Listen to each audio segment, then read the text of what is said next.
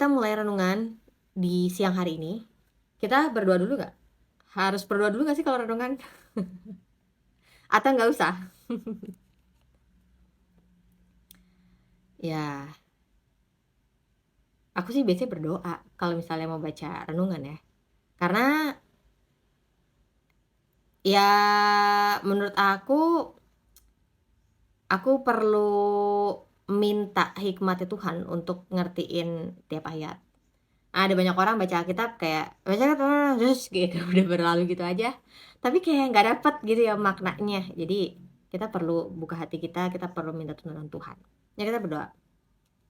Tuhan, aku bersyukur untuk siang hari ini, seberapapun yang hadir, kami mau dengar renungan firman Tuhan dari kitab Yohanes pasal yang ke-12.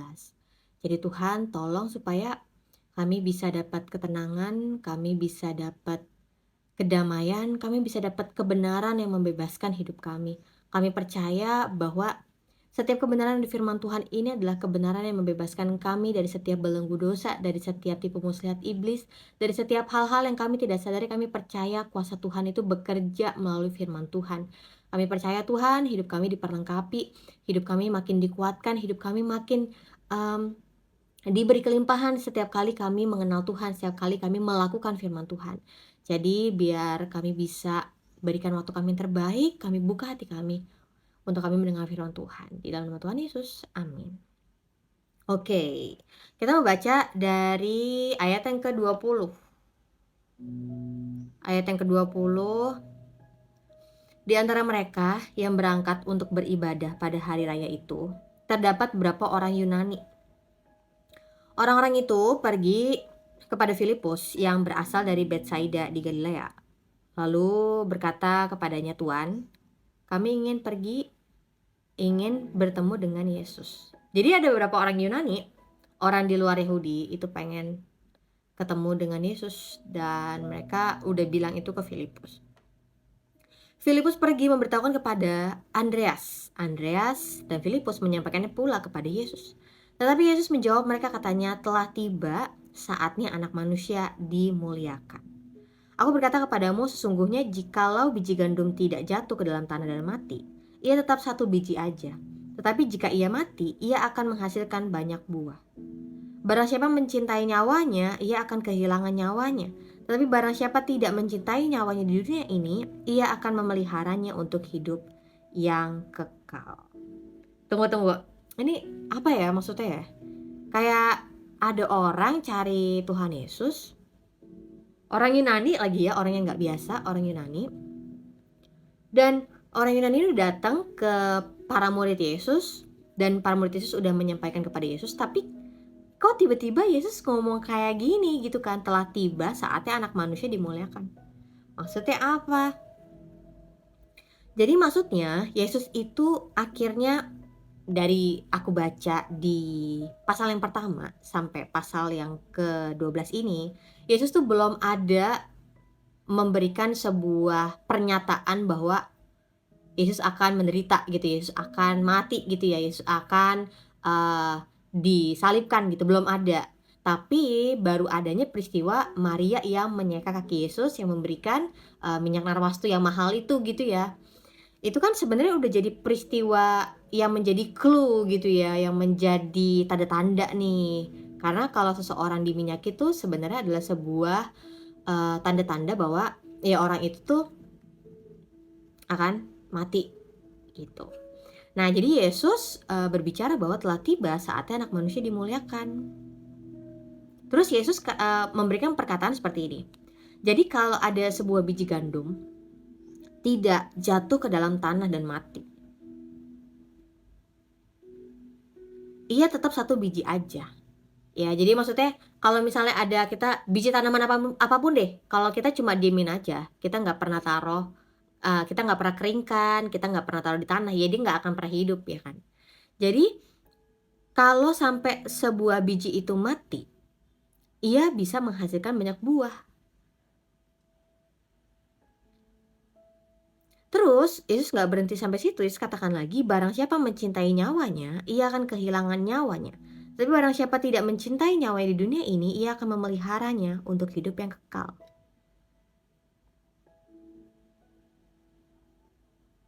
Nah, sebenarnya ini tuh menceritakan apa sih? Sebenarnya ini menceritakan dirinya Yesus.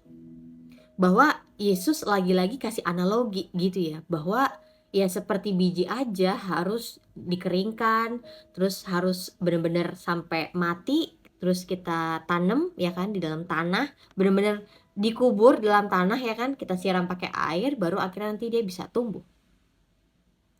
Analoginya sama, Yesus lagi jelasin tentang biji ini sama dengan diri Yesus. Tapi nggak berhenti di situ, Yesus tuh kasih sebuah kebenaran yang bagus banget bahwa kalau ada orang mencintai nyawanya, ya udah dia akan kehilangan nyawanya.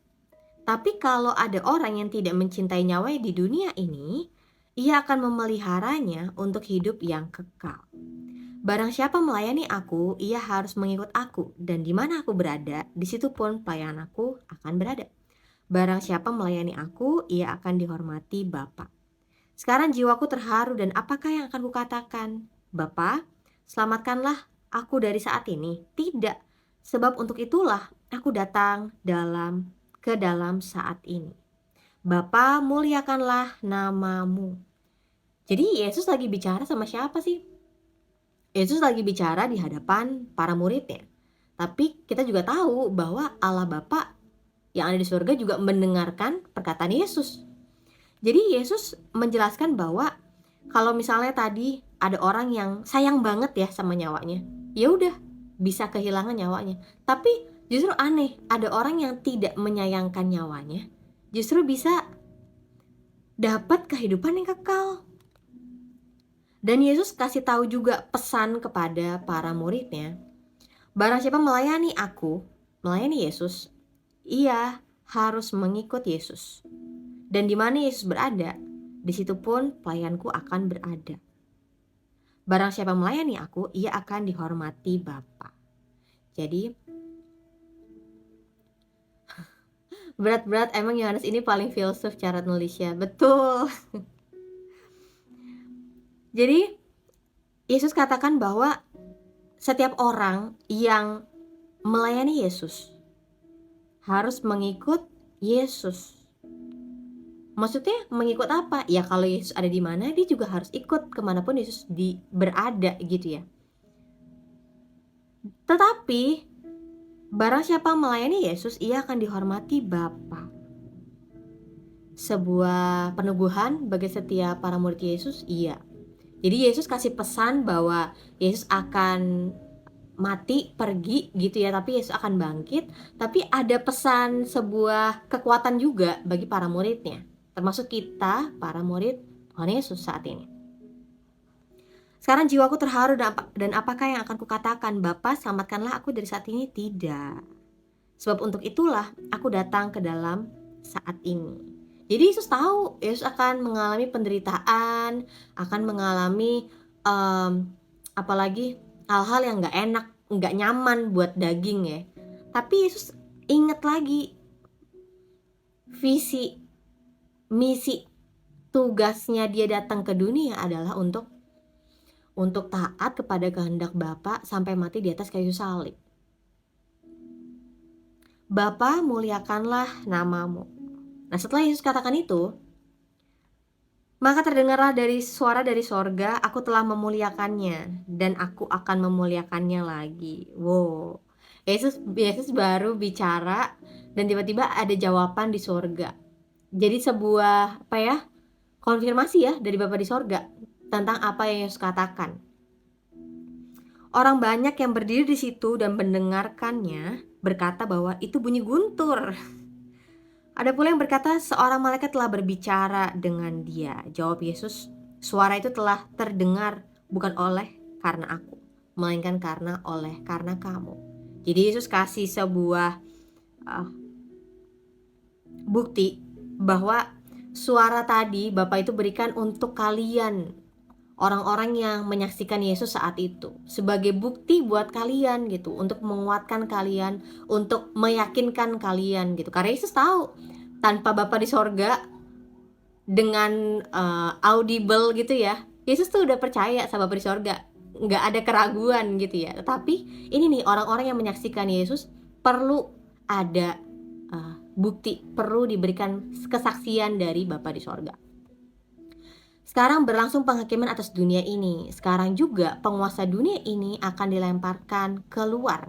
Dan apabila aku ditinggikan dari bumi, aku akan menarik semua orang datang kepadaku. Puji Tuhan. Jadi Yesus katakan bahwa ya ini sekarang nih lagi terjadi penghakiman atas dunia. Maksudnya apa? Para penguasa bumi, para penguasa dunia ini, yang kita tahu kita bukan berfokus kepada tubuh dan darahnya, tapi kita berfokus kepada roh-roh jahat, roh-roh iblis yang menguasai dunia saat ini. Itu akan dilemparkan keluar. Dan apabila Yesus ditinggikan dari bumi, Yesus akan menarik semua orang datang kepada Yesus. Ini dikatakannya untuk menyatakan bagaimana caranya ia akan mati. Lalu jawab orang banyak itu, kami telah mendengar dari hukum Taurat bahwa Mesias tetap hidup selama-lamanya. Bagaimana mungkin engkau mengatakan bahwa anak manusia harus ditinggikan? Siapakah anak manusia itu? Kata Yesus kepada mereka, hanya sedikit waktu lagi terang ada di antara kamu. Selama terang itu ada padamu, percayalah kepadanya supaya kegelapan jangan menguasai kamu. Barang siapa berjalan dalam kegelapan, ia tidak tahu kemana ia pergi. Percayalah kepada terang itu, selama terang itu ada padamu, supaya kamu menjadi anak-anak terang. Nah, kalau teman-teman dengerin semuanya nih, aku jadi keinget dengan Yohanes pasal yang pertama yang menceritakan bahwa pada mulanya adalah firman bersama-sama dengan Allah dan dia adalah Allah gitu ya. Dan firman itu adalah terang bagi manusia. Dan seorang Yohanes Pembaptis mendapatkan tugas untuk memberitakan tentang terang itu. Yohanes Pembaptis bukan terang itu, tetapi firman Allah, pribadi Yesus adalah terang bagi manusia. Nah, jadi perkataan Yesus saat ini itu masih konsisten ya. Dari awal kitab Yohanes ini konsisten. Dan maksudnya penulis Yohanes juga punya tujuan. Awalnya diceritakan tentang Yesus adalah firman, adalah Allah, terang bagi manusia. Dan di pasal 12 ini dikonfirmasi bahwa Yesus bilang, sedikit waktu lagi terang ada di antara kamu. Selama terang itu dipadamu, percayalah kepadanya. Jadi kalau misalnya kita baca lagi keseluruhan kitab Injil, teman-teman, kata yang berulang-ulang Yesus katakan itu apa sih? Percaya. Percayalah padaku. Percayalah pada perkataanku. Jadi percaya itu sebenarnya kata yang sederhana ya. Tapi gampang gak sih kita lakuin? Kita gampang gak sih untuk percaya? Wah, kalau dibaptis, aku lagi progres nih bikin satu buku. Entah kapan aku bisa bagiin ke teman-teman. Kalau bicara tentang percaya ketika pertama kali kita dibaptis, bertobat dan dibaptis, Tuhan, aku percaya bahwa Engkau adalah satu-satunya juru selamat dalam hidupku. Gampang gak? Gampang. Tapi kepercayaan kita kepada Yesus tuh bukan hanya berhenti ketika kita udah dibaptis. Dan banyak orang Kristen keliru dalam hal ini. Mengira bahwa kalau udah percaya ketika dibaptis tuh udah cukup. Ini tuh ada sebuah analogi yang aku sering gunakan ketika membagikan tentang hal ini. Pernah ngeliat orang lagi mengucapkan janji pernikahan gak?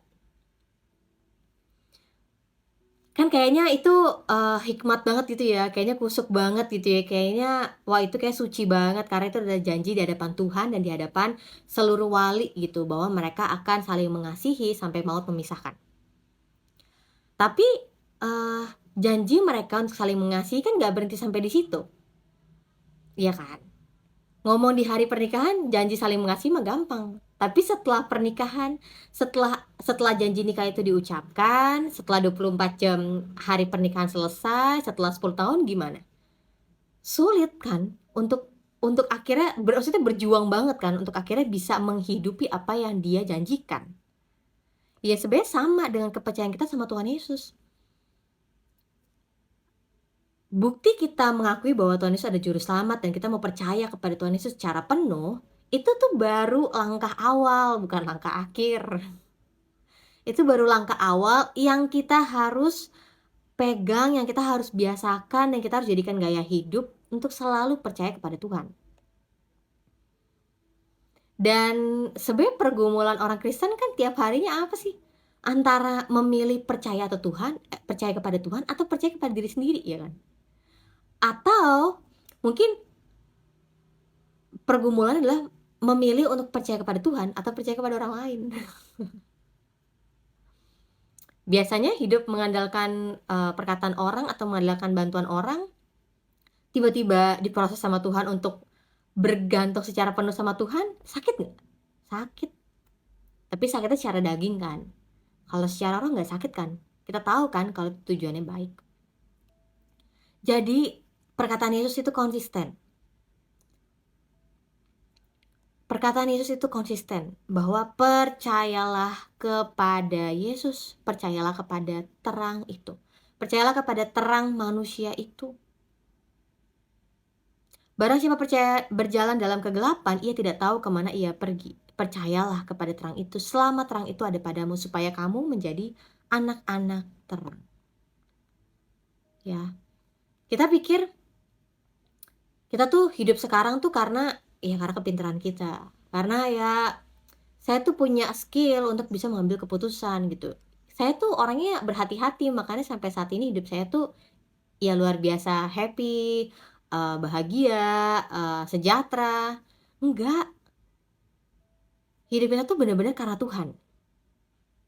Sepinter-pinternya kita nggak tahu tentang masa depan kita nggak bisa tuh mikirin 10 tahun lagi gimana perharinya, nggak bisa. Kita tuh manusia yang punya limit, terbatasan. Itu sebabnya kita perlu Tuhan untuk kita bisa menjadi anak-anak terang dan kita tahu kemana kita pergi. Jadi aku mau sedikit mundur ke ayat 34. Jadi ada banyak orang yang dengan perkataan Yesus itu mengatakan, kami telah mendengar dari hukum Taurat bahwa Mesias tetap hidup selama-lamanya. Benar gak? Benar. Mereka baca kitab Taurat. Bagaimana mungkin engkau mengatakan bahwa anak manusia harus ditinggikan? Siapakah anak manusia itu?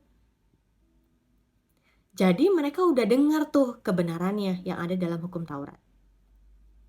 Tapi itu belum komplit, ya kan? Karena perjanjian lama, kitab-kitab dalam perjanjian lama, hukum Taurat itu tuh sebuah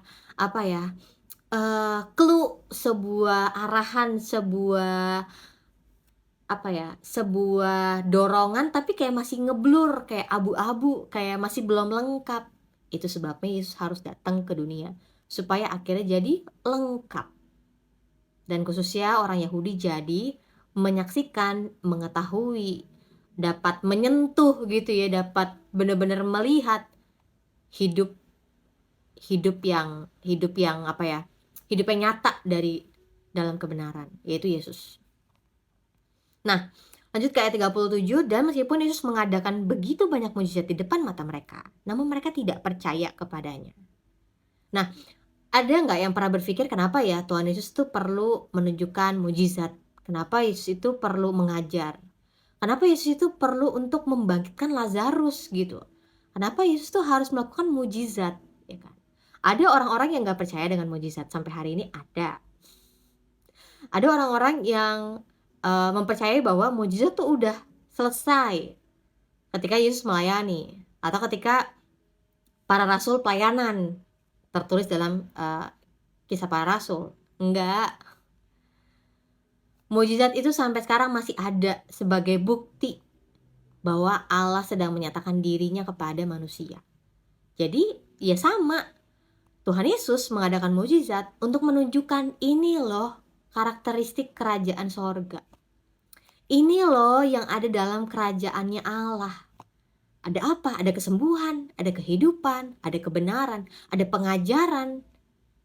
Ya itu yang sebenarnya menjadi tujuan. Jadi mujizat itu cuma jadi sebuah dibilangnya ya, alat. Tapi mujizat itu nggak jadi hal yang inti. Intinya adalah kerajaan Allah. Yang kita tahu kerajaannya adalah Yesus. Jadi kalau misalnya baca Alkitab, kita lihat mujizat-mujizat itu adalah sebuah alat untuk Yesus tuh membuktikan, menunjukkan kerajaan Allah. Itu udah deket, udah dateng gitu ya di hadapan mereka semua. Tapi tetap aja ada yang nggak percaya. Ya, nah ayat 38, supaya genaplah firman yang disampaikan oleh Nabi Yesaya. Tuhan, siapakah yang percaya kepada pemberitaan kami? Dan kepada siapakah tangan kekuasaan Tuhan dinyatakan? Karena itu mereka tidak dapat percaya, sebab Yesaya telah berkata juga, Ia telah membutakan mata dan menegilkan hati mereka, supaya mereka jangan melihat dengan mata dan menanggap dengan hati, lalu berbalik sehingga aku menyembuhkan mereka. Hal ini dikatakan oleh Yesaya karena ia telah melihat kemuliaannya dan telah berkata-kata tentang dia. Namun banyak juga di antara pemimpin yang percaya kepadanya, kepada Yesus, tetapi oleh karena orang-orang Farisi, mereka tidak mengakuinya berterus terang, supaya mereka jangan dikucilkan, sebab mereka lebih suka akan kehormatan manusia daripada kehormatan Allah. Sakit sekali membacanya. Tetapi kenyataannya gitu. Dan aku suka banget kalau baca firman Tuhan, karena firman Tuhan itu benar-benar menuliskan, menyatakan kebenaran yang gak selalu menyenangkan. Seperti ini.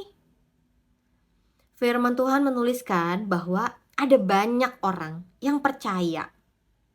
Bahkan di antara pemimpin percaya kepada Yesus. Tapi karena takut sama orang Farisi, takut dikucilkan, takut dianggap rendah, takut dijauhi, takut nanti dirugikan. Akhirnya mereka gak mau mengakui dengan terus terang. Karena mereka lebih suka kehormatan manusia daripada kehormatan Allah. Bagaimana? Firman Tuhan sudah membuat kita malu. Tapi puji Tuhan kita bisa dengar kebenaran ini. Karena berarti hari ini kita lagi dimenangkan.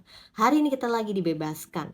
Untuk kita tahu bahwa ternyata jauh lebih penting kehormatan Allah daripada kehormatan manusia. Karena kenapa? Balik lagi. Yang terutama adalah Allah, ya kan? Allah yang pegang hidup kita, ya kan? Kan manusia kan enggak jamin hidup kita, ya kan? Manusia kan tidak, apalagi tidak dapat memberikan kita damai sejahtera. Manusia nggak bisa menjamin keselamatan hidup kita, bahkan nanti setelah kita mati, nggak bisa kan? Cuma Allah. Makanya sebenarnya kalau misalnya kita mau lihat bahwa dalam keseluruhan kehidupan kita ini semuanya adalah tentang kita dengan Allah, hidup kita lebih simpel nggak? Lebih simpel. Karena aku banyak banget diproses untuk bisa akhirnya lepas dari kehormatan, mencari kehormatan manusia. Karena udah terbiasa ya dari dulu, ya mungkin sekitar berapa 25 tahunan punya value untuk selalu mencari kehormatan, pengakuan dari manusia. Ketika akhirnya belajar untuk akhirnya meninggalkan hal itu, sakit banget, malu, ya kan, takut, deg-degan, khawatir, tapi akhirnya belajar untuk memilih yang benar. Meskipun tahu harga menghidupi kebenaran itu mahal sekali, sakit sekali, tapi nggak apa-apa. Pada akhirnya kita sadar bahwa Tuhan itu begitu luar biasa, Tuhan itu begitu sempurna, begitu berharga, terlalu mahal untuk kita tuh lepasin Tuhan gitu aja.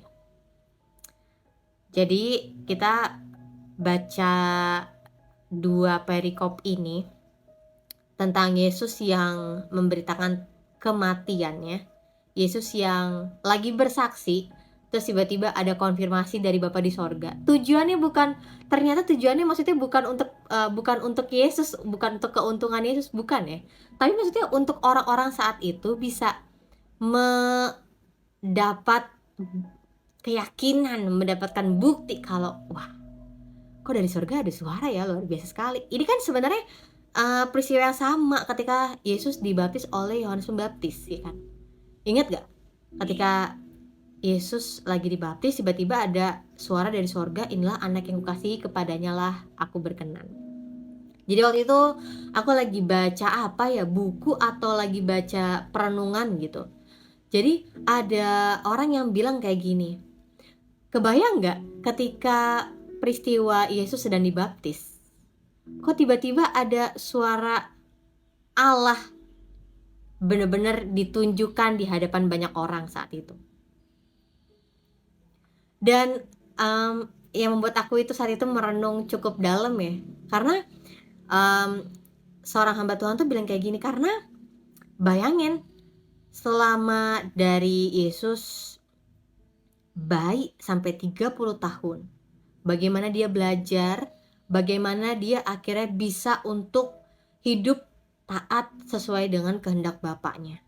Ya kita lihat nih dalam pelayanan Yesus yang hanya 3,5 tahun kurang lebih, Yesus bener-bener tunduk, taat, enggak rebel gitu ya, enggak yang berontak, enggak mau gitu, enggak, benar-benar menunjukkan ketaatan yang utuh kepada kehendak Bapa di sorga. Ya karena Yesus sudah belajar bagaimana dia menjadi anak yang secara utuh taat, tunduk, memilih kehendak Bapa ketimbang kehendaknya sendiri. Yesus punya nggak kehendak sendiri untuk lakukan ini, lakukan itu, ya kan? Langsung bikin mujizat, kasih makan bisa 10.000 orang, atau langsung semua orang-orang Yahudi saat itu langsung ditumbas gitu kan, bisa nggak? Bisa.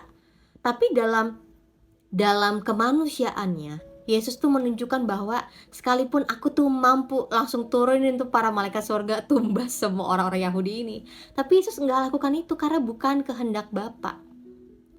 Jadi bagaimana kita sebenarnya lebih kepo, lebih penasaran, iya ya, gimana ya Yesus tuh bisa belajar penundukan dirinya, menundukkan dagingnya kepada kehendak Bapa di sorga secara utuh, sehingga kemanapun Yesus pergi melayani itu benar-benar semua sesuai dengan schedule Bapa di sorga gitu, visi Bapa di sorga, enggak keluar dari visi Bapa di sorga. Makanya Bapa di sorga itu memberikan pengakuan, inilah anak yang kukasihi, kepadanya lah aku berkenan. Wow, aku ketika dapetin bacaan itu, aku waktu itu dengar bacaan itu, aku kayak, wah Tuhan nih luar biasa banget ya. Iya ya, kita nih lupa kalau kita tuh juga perlu untuk belajar menundukkan diri kepada kehendak Bapa di sorga. Kita kira jadi orang Kristen, habis dibaptis, terima Roh Kudus itu tinggal dalam diri kita, langsung celing, semua sempurna. Kaki kita udah gak napak lagi tuh, kita udah ngerasa diri kita sempurna, kita akan menyenangkan semua orang, kita akan bisa ngelakuin hal-hal yang besar, kita akan mendapatkan semua kemenangan di dalam segala pencobaan kita, dalam segala pengujian kita, proses hidup. Kita kira tuh bakal gampang. Ya, makanya banyak orang akhirnya pahit dan meninggalkan iman mereka karena mereka mengira gampang jadi orang Kristen. Lupa kalau sebenarnya ketika kita udah dibenarkan, kita perlu untuk yang firman Tuhan katakan, kita perlu menundukkan diri kita perlu untuk aku bacain satu ayat deh.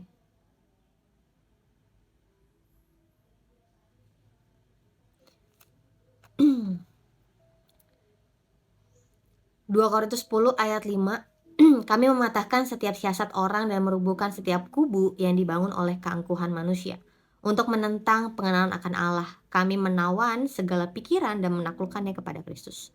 2 Korintus 10 ayat 5. Kami mematahkan setiap siasat orang dan merubuhkan setiap kubu yang dibangun oleh keangkuhan manusia untuk menentang pengenalan akan Allah.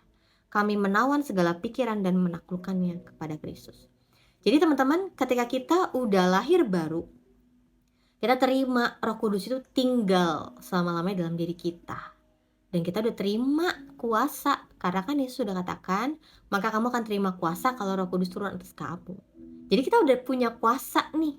Kita udah diberikan identitas baru sebagai anak Allah yang punya Roh Kudus, yang punya kuasa. Nah, yang sering kita lupakan adalah kita kira setiap hal yang kita dapatkan dari Tuhan itu akan bikin hidup kita tuh semuanya akan mulus-mulus aja, nggak ada tantangan, nggak ada penganiayaan, nggak ada penderitaan ya, nggak ada kerugian. Kita kira mengikuti Yesus itu akan selalu menguntungkan tanda kutip secara materi. Kenyataannya adalah, teman-teman baca Alkitab, lihat semuanya kisah Tuhan Yesus, lihat semua kisah para rasul, lihat semua kisah para hamba-hamba Tuhan dan perjanjian lama. Mereka ikut Tuhan, mereka jalanin yang benar, mereka lakukan yang benar. Mereka ngalamin apa? Penolakan. Mereka ngalamin apa? Kerugian. Mereka ngalamin apa? Penganiayaan. Dan sekali lagi aku percaya bahwa segala sesuatu Tuhan izinkan terjadi untuk kebaikan kita. Jadi kalau misalnya kita mengalami penganiayaan, kerugian, kesakitan, apalagi yang kita dapatkan yang nggak enak, itu sebenarnya sebuah wujud kita semakin diserupakan dengan penderitaan Yesus. Kalau kita mau mati bersama dengan Yesus, gini salah. Kalau kita mau bangkit bersama dengan Yesus, ya kita harus mati bersama dengan Yesus. Kalau kita mau tumbuh, kita mau, ya tadi ya, Yesus bilang kan kalau sebuah biji tanaman dia harus mati supaya dia bisa dikubur dan dia bisa tumbuh, ya kan? Ya sama kayak kita. Kalau misalnya kita mau menerima apa? Kebangkitan. Kita mau menerima apa? Kemenangan. Kita mau terima apa? Pemulihan. Kita mau terima semua hal yang baik berkat dari kebangkitan Tuhan Yesus. Iya, berarti kita juga harus terima tuh bagian dalam ikut penderitaan dalam diri Yesus. Ya, aku bagikan ini karena aku udah cukup lama ya berada di gereja Pentakosta, yang mega church, jadi pesan-pesan seperti ini tuh tidak terlalu sering untuk dibagikan ya. Jadi aku pun juga belajar bahwa ini adalah makanan yang keras, tapi ini baik bagi aku. Ini membebaskan aku dari setiap tipu muslihat iblis, dan aku percaya aku bisa juga bagikan hal ini untuk teman-teman semuanya, bahwa ternyata ini baik gitu. Aku udah berapa lama sih? Aku ya baru 50 menit.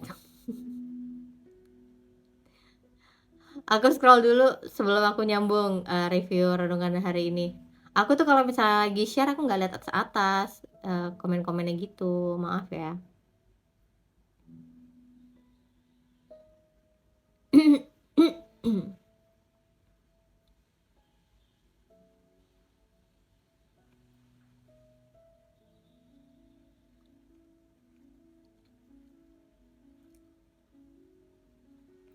Jadi apa yang teman-teman dapetin dari renungan firman Tuhan hari ini? Boleh tulis di kolom komentar ya. Nggak apa-apa, tulis aja, nggak usah takut salah, nggak usah takut bener lah. Nggak usah takut salah, maksudnya kayak udah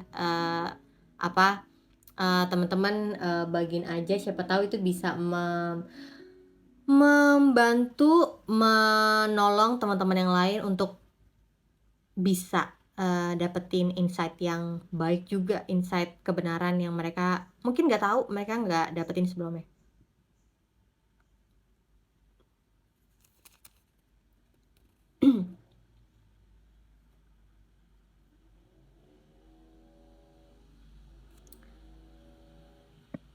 Jadi dari renungan yang sebelumnya itu kan aku ceritain tentang kisahnya Maria yang memberikan minyak narwastu yang sangat mahal, yang sangat murni itu kepada kaki Yesus ya kan. Terus kaki Yesus diseka sama rambutnya Maria. Dan Yesus sudah bilang bahwa biarkanlah dia melakukan hal ini mengingat hari penguburanku, karena orang-orang miskin akan selalu ada padamu, tetapi aku tidak akan selalu ada padamu. Dan itu tuh dikonfirmasi oleh ya ini nih, ketika Yesus akhirnya memberitakan kematiannya, bahwa ya tinggal sedikit lagi nih Yesus akan ada bersama dengan mereka. Jadi selagi Yesus ada, percayalah kepada Yesus. Dan setelah itu pun Yesus masih melakukan banyak mujizat dalam pelayanannya. Tetapi orang Yahudi tuh tetap aja nggak percaya kepada Yesus, sekalipun udah depan mata mereka ya kan. Tapi mereka tuh kayak gitu, kayak apa ya, kayak dibutakan aja, kayak nggak ngerti, nggak paham, nggak suka gitu ya. Nah makanya ini nih, hati-hati kalau kita ada perasaan nggak suka, kita ada perasaan nggak cocok, atau kita ada perasaan kayak nggak nyaman, ada perasaan menghakimi orang-orang yang ketika mereka lagi pelayanan. Hati-hati tuh, hati-hati. Kalau misalnya kita kayak apa ya, ada orang lagi beritain firman Tuhan gitu kan, ada orang misalnya lagi kasih kesaksian, ada orang misalnya lagi, melayani gitu ya lewat konseling, atau misalnya, mereka yang diberikan karunia khusus, akhirnya bisa, mendoakan orang-orang itu, dan akhirnya atas izin Tuhan orang itu bisa sembuh, orang itu bisa, ngalamin kelepasan dari roh jahat. Kalau misalnya kita punya kepikiran gitu ya, atau kita punya hasrat kayak nggak suka atau benci atau kayak nggak senang gitu, kayak hati-hati gitu. Jangan sampai, maksudnya jangan sampai, kita tuh jadi apa ya, penghalang kerajaan Allah tuh lagi dinyatakan gitu. Ya, ya begitu. Kayaknya kalau yang, sisanya ayat 44 sampai 50 besok aja, Senin minggu depan, karena aku biasanya live itu waduh ini aku nih Kak, aku live setiap Senin sampai Jumat aja, jamnya belum tentu, jadi mohon maaf, lagi mencari juga nih, jam yang tepat itu jam berapa. Ya maksudnya, tadi aku bukan kepikir, terbersit aja sih. Kadang-kadang tuh gimana ya, kadang-kadang tuh kita tidak sadar bahwa, iblis tuh lagi masuk ke dalam pikiran kita gitu loh, lewat celah yang kita nggak sangka. Kalau misalnya kita kayak, mmm, ya sebel banget. Ya aku tahu yang itu, Bapak Pendeta yang minta gift, ya tapi maksudnya gini, dalam arti biarlah kita jangan menghakimi. Jangan kita yang menilai, bagaimana pekerjaan Tuhan, karena kadang pekerjaan Tuhan tuh terjadi, di luar logika kita gitu. Kadang, pekerjaan Tuhan itu bukan kadang ya, sering pekerjaan Tuhan tuh dinyatakan pakai hal-hal yang menurut kita nggak mungkin gitu. Kayak kadang-kadang menurut aku tuh kayak, "Hah, masa sih Tuhan? Kayaknya menurut hati nuraniku tuh kayaknya nggak gitu," gitu ya. Tapi maksud aku biarlah, akhirnya kita belajar untuk menghargai, mensupport para hamba Tuhan, gereja Tuhan, jemaat yang Tuhan pakai untuk jadi saluran berkat-Nya Tuhan, bagaimanapun caranya, mmm, mungkin pakai cara-cara yang menurut kita kita nggak senengin atau kita nggak cocok, kita doain doain hamba Tuhan itu, kita doain orang supaya akhirnya mereka bisa tahu yang benar gitu. Itu sih menurut aku. Jadi, "Dani, kamu udah doain belum Bapak Pendeta itu?" Gitu. Kalau misalnya kita memang, mengasihi orang-orang yang kita tahu, aduh, kayak ini kayak kurang nih, kayak kenapa ya gitu-gitu ya, kayak aduh gitu kan, kayak nggak cocok di hati, di logika kita. Kita doain. Doain supaya maksudnya kita jangan bikin celah, ya kan, supaya akhirnya ya ini, mmm, akhirnya kita jadi bikin perpecahan, kita jadi bikin, apalagi ketidaksatuan gitu dalam tubuh Kristus. Doain aja. Iya, aku juga akan mendoakan Bapak Pendeta itu, ya. Ya, kita doakan supaya, tahu kebenaran, tahu isi hati Tuhan, dan diperbesar kapasitasnya untuk bisa lebih lagi melayani setiap orang. Itu aja sih yang mau aku bagikan, teman-teman semuanya. Terima kasih, udah dengerin dari awal sampai akhir. Di sini juga ada Pastor AWK yang dengerin dari awal sampai akhir. Thank you, hari ini aku mau bagiin itu aja. Kita ketemu Senin minggu depan. Jam berapa ya? Aku juga lagi ngatur nih. Soalnya kemarinan itu tahun lalu aku tuh live sekitar jam 3, dan selalu di jam 3 ini provider, WiFi aku nih tidak mensupport gitu, dan selalu banyak, notifikasi kalau lagi error. Jadi kayak lagi cari waktunya antara jam 1 atau jam 2, kayaknya lebih oke. Nah, kita akan berdoa sebelum tutup, renungan sore hari ini. Ada yang mau doain nggak? Waktu kita angkat pujian, Kak. Enggak, aku tuh biasanya kalau renungan aku nggak joget-joget, aku nggak nyanyi. Kalau misalnya renungan aku renungan aja, nggak nyanyi. Aku tuh nggak terlalu bisa nyanyi. Nyanyi bisa, tapi nggak sesuai standar yang diharapkan orang. Enggak lah, kalau kalau kalau, eee, pujian penyembahan, nanti nggak selesai. Kita mau doa tutup, nggak ada yang mau doain ya? Ngapain sih didoain, bisa doa sendiri kok. Lah kan kamu yang nanya, Kak, gitu. Iya, kalau misalnya mau ada, mmm, request doa, teman-teman bisa doa sendiri kok. Asal kemarin ada yang nanya, "Kira-kira doa yang paling talk itu jam berapa ya?" Ada yang nanya ke aku. Aku jawab aja, "Nggak ada itu doa yang jam-jam berapa tuh yang talk nggak ada. Semuanya itu sama kok di hadapan Tuhan. Yang pasti kalau doa itu harus pakai iman. Kalau misalnya kita doa nggak pakai iman dan nggak doa kepada Tuhan Yesus juga ya nggak bakal didengar." "Dari gereja mana, Kak?" "Aku dari." Jadi aku adalah, hamba Tuhan full time, seorang penginjil. Jadi aku lebih banyak pelayanan itu adalah untuk memperlengkapi gereja Tuhan secara, universal gitu ya, secara satu gitu. Jadi aku, melayani gerejanya keliling, gitu. Iya, kadang lewat online, kadang, datang ke gerejanya, gitu.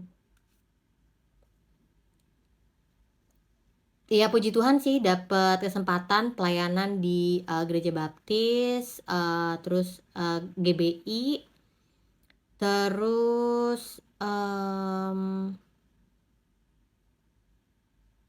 iya lebih lebih banyak GBI sih tahun lalu. Kita nggak tahu ya, Tuhan akan membawa aku, ke gereja-gereja apa tahun 2024 ini, tapi aku percayanya aku punya, tugas, aku punya kerinduan untuk aku memperlengkapi gereja, secara kesatuan gitu. Itu aja teman-teman, lewat, sosial media ini, lewat sosial media aku ini, TikTok, Instagram, YouTube, aku pakai semuanya untuk kita bisa semakin kenal firman Tuhan, semakin kenal pribadinya Tuhan. Jadi teman-teman bisa lihat, karena kadang-kadang yang di TikTok sama di, Instagram dan YouTube itu beda-beda kontennya. Karena ya mau beda-beda aja gitu, nggak mau sama, ya kan, biar seru, jadi ada banyak variasinya. Oke, itu aja teman-teman semuanya, kita mau doa tutup untuk sore hari ini. Tuhan, kami bersyukur untuk segala hal yang baik yang kami dapetin setiap kali kami baca firman Tuhan. Kami bersyukur bahwa firman-Mu tuh hidup, firman-Mu tuh berkuasa, firman-Mu tuh ada mengarahkan kami, memimpin kami untuk kami tahu kebenaran dan untuk kami bisa hidup dalam kebenaran.